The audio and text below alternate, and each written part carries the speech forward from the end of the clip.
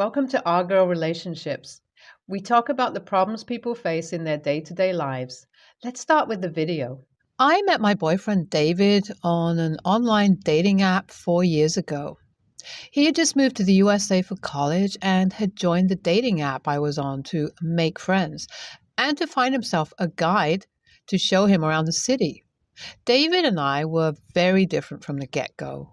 We not only had a small language barrier, but likes and dislikes were very different too. What actually attracted me was his sense of humor, his kindness, and what I thought was his genuineness, honesty, and simplicity. Who knew, though, the same man who I thought was this great person was also a master liar? Well, I didn't. That's why I've reached this point where I'm practically stranded in a country that I have absolutely no idea about. Back to the basics, though. As I mentioned earlier, David and I have been dating for about 4 years. In these 4 years, it's just been David visiting back his home country. I'm obviously not going to mention the name of the country, but yeah, he made trips to his home state every other year. I had always known that David's family was pretty strict and conservative, so I never pressed him to take me with him. My family being the complete opposite to that. They've met them multiple times, and so far they've loved him. Well, our 5-year anniversary is soon approaching, and I felt extremely excited for it. My excitement only increased once David told me that he has planned this elaborate, dreamy-sounding getaway for an entire week. I was in love with that idea and started packing for it months in advance. We talked and talked about it for hours. We made plans on what to do, where to go, and all the memories we were planning to make. My excitement increased with each day passing by, and eventually, the day that we're about to board the flight arrives. Everything seemed as fine as it possibly could. David had no sign of anxiousness, stress, or even guilt on his face. The fact that he was talking about how excited he was to spend some alone time on this trip, till the moment we got off the plane, honestly puts me in a shock till now. Well, being blind to what's actually happening in the background, I'm still very excited and honestly tired the moment we land. I'm just wanting to get to our hotel room, but wouldn't you guys guess? This is the moment where David thinks it is best to drop this nuclear bombshell on me. It's the moment as the flight lands and we're out waiting for what I'm assuming is a cab driver. Nope. That cab isn't what we're greeted by. We're greeted by this huge group of people. There's at least 7 of them. I'm absolutely shocked, and my inner social anxiety is just desperately hoping that it's a misunderstanding. Unfortunately, it isn't, because they all eventually walk up to David, hug him as tightly as they possibly can, and give me this look as if I'm some alien. My anxiety is through the roof at this point, and I'm just looking at David for answers. It's only after his long greeting ceremony, which felt like an eternity, that he tells me that it's none other than his family. I'm absolutely dumbfounded. My anxiety is through the roof at this point, and things are just feel like they're slipping away as David continues to talk to his family in a language I can barely understand. It is there I realize that this man had not only lied to me about his home state, but also his native tongue. Well, thankfully though, even with all the death glares from David's family, I was allowed to live inside their house. I was so shocked at this change of plans that I legit could not get myself to argue or do anything. So I just went with whatever I had the easiest access to, and that was following David at his parents' place. The place was huge, and David and I were immediately given 2 different rooms. I was flabbergasted. I felt like I was put into some high school camping trip instead of a romantic getaway. Once again, though, having no options, I stayed quiet. It is at this point David began avoiding me. He would either reply to me with short answers or avoid me completely altogether. His family almost always gave me funny looks. Almost no one understood English there except for like 2 out of the 7 people who too never spoke to me, except for when they wanted to ask me questions about the USA. The plans of a week-long getaway extended to 2 weeks. It started to feel like a nightmare. The trip seemed never-ending. I was receiving no answers from David, and eventually I reached my breaking point. Yesterday, I blew up at David in front of his family itself, telling him how scammed I feel and how wrong it was of him to do whatever he had been doing. All of a sudden, all these people started yelling at me while David tried to calm us all down. I understood no one, except for the 2 people speaking English telling me that they felt the same way about me as I did about them. I was done. I was no longer scared about my safety. I just knew I needed to get out of this house because if I stayed there a moment longer, I'd lose my sanity. So I packed my bags in rage and with my absolute broken English, thankfully was able to find a room. My phone started blowing up nonstop from David ever since. He kept apologizing to me, telling me that he needed a chance to speak to me, and me being in the rage I was in told him that I wanted to do nothing with him. I've blocked him ever since and have booked myself tickets back home. Ever since then, though, he's tried reaching out to me through my family who keep trying to convince me to stay back and hear him out. I have absolutely no interest in any of that, though. I honestly feel like this experience has given me some sort of trauma. It also feels like it's just the beginning of it. What should I do here? Is it really my mistake? AITA?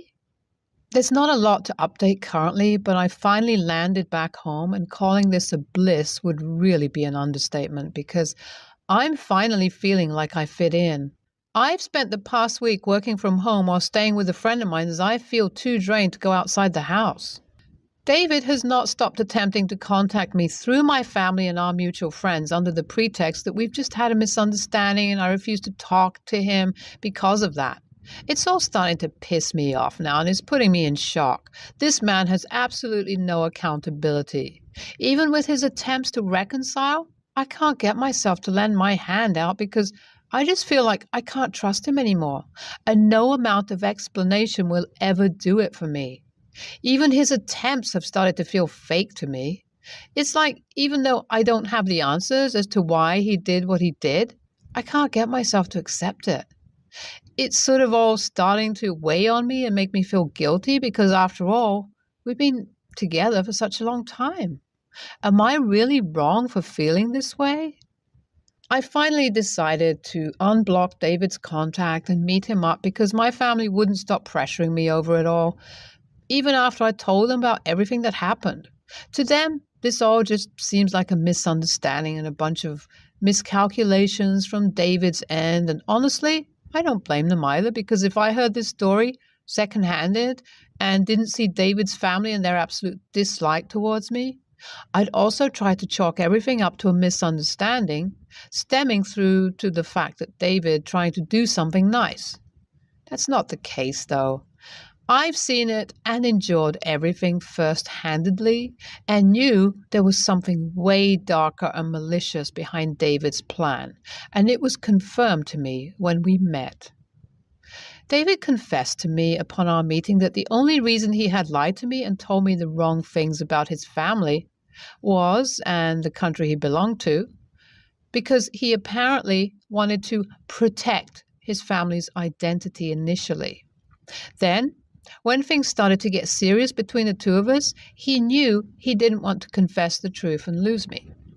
So, went on with his lie until he realized he wanted to marry me and then made this elaborate plan, led me on for 4 months and took me to visit his parents, expecting everything to go great, thinking his parents would be happy about the fact that he's dating an American and that he and his siblings would somehow get a green card. I was stunned. David just looked like he was tone deaf because the look on his face as he confessed all of this to me screamed that he expected me to just forgive him and take him back. I couldn't, though. He just stopped further down for me after this confession. I was left speechless. Nothing but tears spoke out everything I was trying to say. I was disgusted as David tried to hold me and comfort me. I told him we were done. He then had the audacity to follow me as I started walking towards my car. I threatened him with a restraining order, telling him to stay away from me and my family. The saddened look on both of our faces was heartbreaking, but I knew he and I both needed to learn this lesson. My parents once again aren't happy with my decision, but I've also put them into their place this time by letting them know that they were free to take in David as their son if they were so disappointed in me.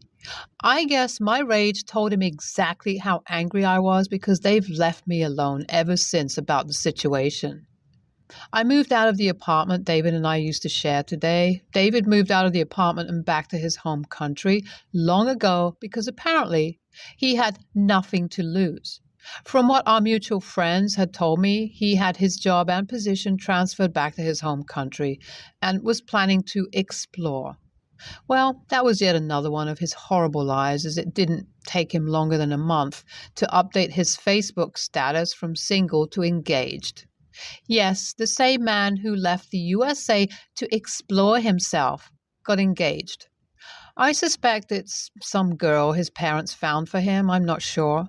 This definitely has caused a huge rift between our friends, his friends, and him, and apparently he's no longer welcome back to them. I don't care about all that, though. I'm just glad that I dodged this major bullet because I know for a fact that if he had it in him to pull something like this now, I can only imagine the things he might have done before and would do if I continued to give him a chance. As much as it all still feels unreal, I've started moving on. Thank you all for coming on this journey with me. NTA. I totally saw the citizenship angle coming even before OP even posted the update. It seems like something is very wrong with this guy. Either he's really stupid or a whole mastermind. Regardless of what it is, I'm glad OP did not stick around to find out. NTA. Good on putting your parents in their place about David because they seemed almost obsessed with him. I wonder what they had to say after OP found out about his engagement. OP's reply: absolutely nothing. They've been quiet and have gotten even quieter after I've told them about his engagement. It's of no surprise that their lack of response is out of shame, guilt, and shock. I guess they'll come around eventually. I'm a 36-year-old male. My daughter is 3. She may be 3, but she has the mindset of a 13-year-old and is probably more stubborn. We've been living in this street for about 18 months now, and over the last couple of months, she's been out in the street and park playing with a lot of the other kids. I'm not quite comfortable leaving her to play unattended, as although it's a relatively safe street, there are often cars on the road, and the main road leading into our street is exceedingly busy. This usually means that I follow her, and any friends she's playing with, around the street, making sure she's okay. One thing to note, there are other kids my daughter's age who are allowed to play themselves without their parents or older sibling there. Perhaps I'm overly paranoid, but I think that's too young an age to leave them unsupervised. Now onto the issue. The other day, my daughter was playing on her bike with her friends Sarah, 5, Kyra, 3, and Meg, 4. They went round to another boy's house, Stevie, 4. I don't claim to understand the full relationship dynamics at play, but the kids all dumped their bikes on the street, and Sarah went up to the front door and opened it, leading the group inside. I told my daughter to not go until she had asked, as I don't know these parents that well myself, which caused Sarah to ask me why not. I said it was a little rude, try not to be too OTT, as she's not my kid, without asking, which she ignored and went inside anyway. The parent in question came out and said it was fine, and that indeed it was an open-door policy on the street. It may be a bit uncomfortable that we have multiple groups of kids, including unattended 3-year-olds, wandering in and out of houses. Today, I feel like a line was crossed. I work from home, often listening to music and such while I do. My wife works away from home, and my daughter goes to nursery, but on this day, my mother picks her up and gives her dinner, etc. I was home alone, and at around 3:30, I come downstairs to make a cup of tea, to find Meg in the living room going through my daughter's toy box with the door wide open. I keep my cool, but lead her back round the road to her house.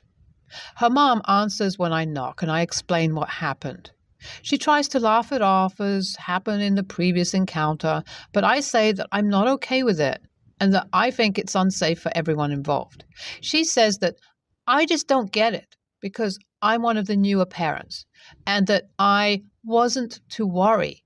She'd spread the word to make sure my daughter didn't get in anyone's house. She shut the door after that. That is absolutely not the outcome I was seeking. I'm happy for her to go to her friends' houses, just not in this haphazard way that seems to be happening now. My wife does support me for what that's worth. I don't want to impact my daughter's social circle, but maybe Meg's mom was right. AITA for being the only parent with an issue with this behavior? NTA, this is incredibly unsafe.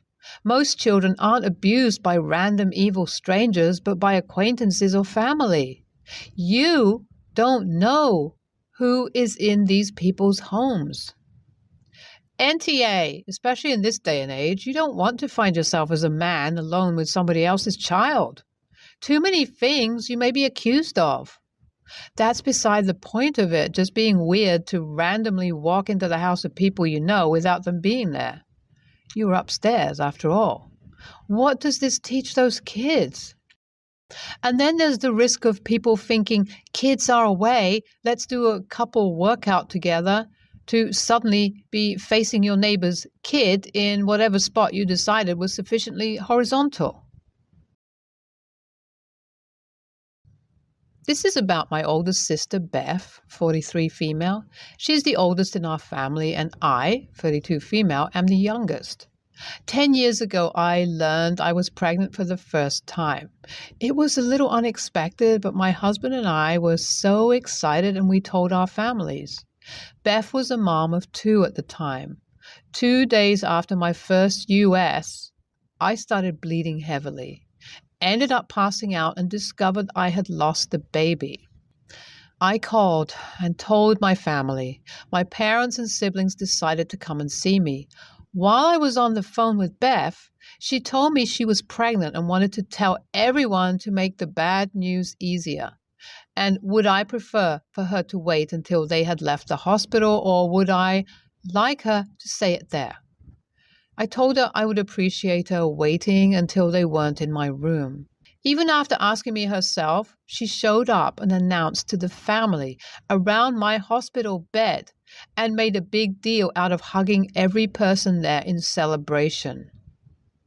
The rest of the family looked shell-shocked, and our sister closest in age to me, Chloe, asked if I was okay and asked if I wanted them to kick her out. I was too depressed to answer. A couple of years later, I was diagnosed as infertile because I could not conceive again, even after we started trying. I told my family as a heads up because it got me down and I was trying to come to terms. Beth's words were, "That's all right because I'm pregnant." Cue even more shock from the family and them scolding her for saying anything even remotely close to that. I'm now pregnant thanks to IVF and a lot of help from fertility doctors and my wonderful OB.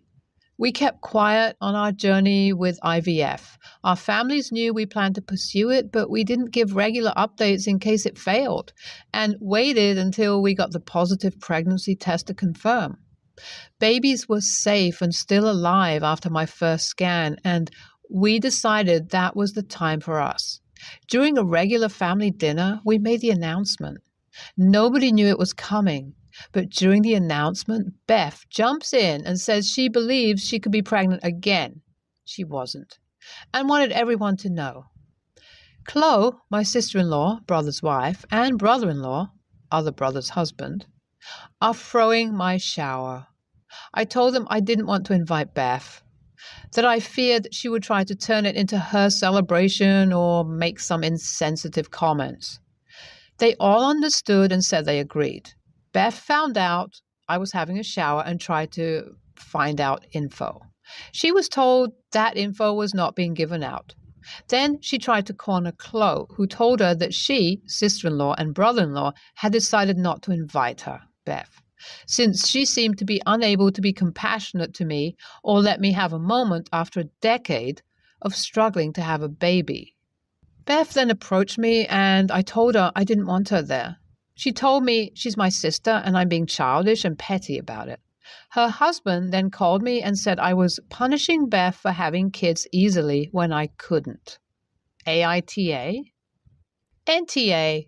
She's proven at every step of your journey she only cares about herself by the truly insensitive things she has said and done in regards to your fertility struggles. She sounds like she has a really hard time not being the center of attention, and if her husband has the audacity to say that to you, he's a problem too. They both sound exhausted.